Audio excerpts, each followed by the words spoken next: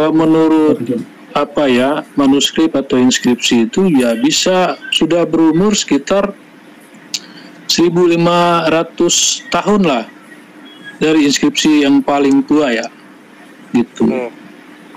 Kata dan maknanya masih banyak yang mirip gitu di bahasa Melayu kuno atau Jawa kuno atau Sunda kuno yang masih kerabat bahasa gitu ya. Artinya kalau kita terapkan kaidah yang sama pada bahasa Ibrani, walaupun dia merujuk pada Nabi Ibrahim, bisa jadi bahasa Ibrani itu adalah penamaan yang kemudian gitu, belakangan untuk mengidentifikasi bahasa yang ada atau yang digunakan oleh bangsa Israel ketika abad 10 sebelum Masehi gitu. Maka berarti istilahnya bukan bahasa Ibrani sebelumnya, gitu kan? Iya, kemungkinan seperti itu karena dia kalau menurut ini ya timelinenya atau kronologi sejarahnya Nabi Musa itu muncul jauh sebelum itu, 2000 tahun sebelum Masehi, 1000 tahun lebih tua, lebih duluan dari bahasa Ibrani. Nah,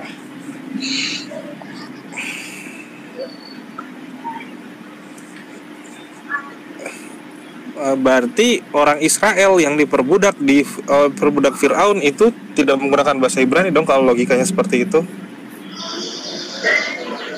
Ya namanya namanya mungkin bukan Ibrani gitu. Sebelum itu.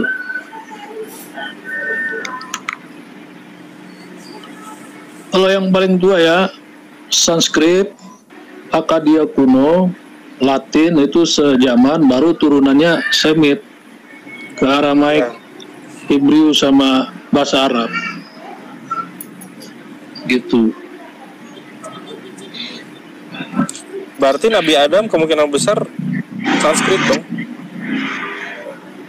Kurang tahu. Soalnya kata Manu itu merujuk pada yang paling tua ya, secara nama literasi itu dalam bentuk mitologi itu di India kuno itu patokannya Manu atau mirip di cerita Nabi Nuh gitu.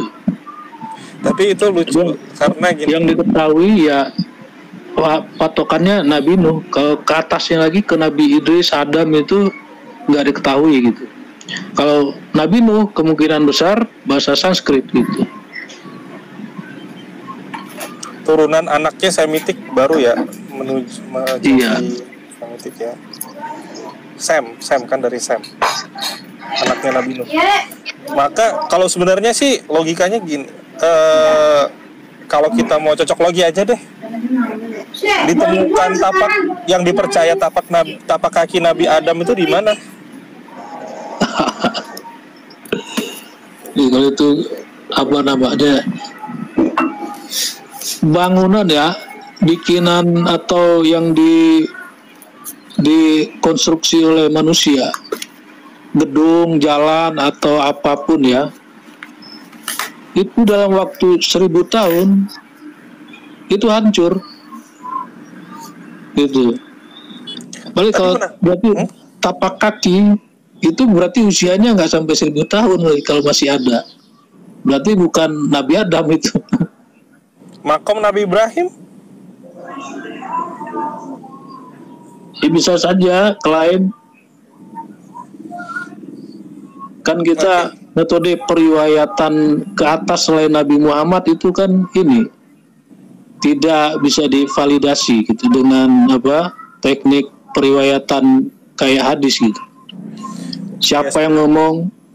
Betul. Gimana rantai informasinya itu kan nggak jelas. Kalau kita mau bilang bahwa Nabi Nuh itu menggunakan bahasa Sanskerta, pasti kan bahasa bapaknya. Iya tuh, bapaknya ke atas siapa? Ya pasti ujung-ujungnya ke Adam juga lah. Iya. Sanskerta sendiri namanya juga bermacam-macam kalau dalam ini literasi. Ada yang bilang bahasa Sanskrit, ada yang bilang bahasa Nagari, ada yang bisa bilang bahasa apa lagi tuh, Hindi kuno atau apa gitu, atau bahasa Pali, Palawa, Pali. Nah itu sama-sama semua. Nah penamaannya kan ini aja, kesepakatan ahli sejarah aja menamakan bahasa Sanskrit. Walaupun juga banyak variasinya.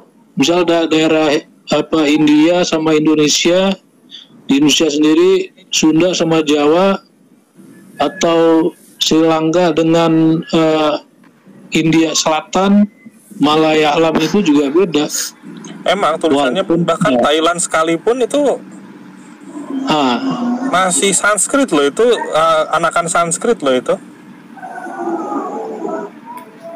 Iya makanya.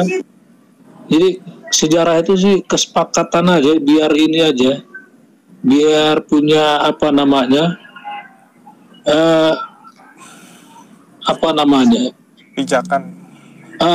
patokan aja gitu buat ini, mengkaji lebih jauh gitu, buat penelitian selanjutnya.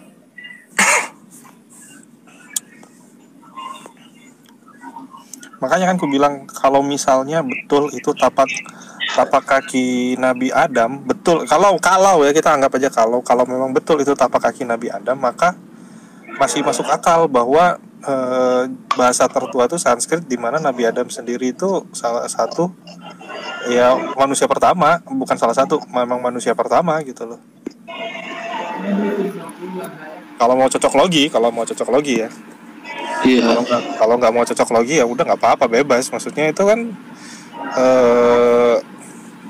munculnya bahasa Sanskrit sendiri awal mulanya kita nggak pernah tahu. Tahu nggak awal mula keluarnya bahasa Sanskrit itu dari mana? Berkembang kapan? Bukan berkembang kapan?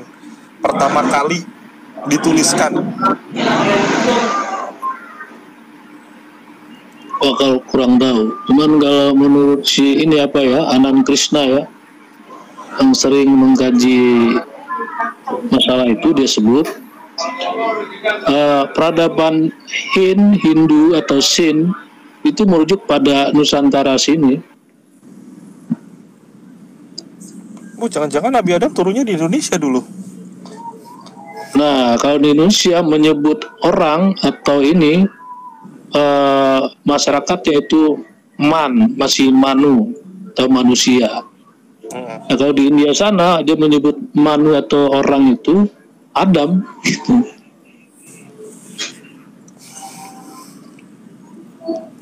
Iya.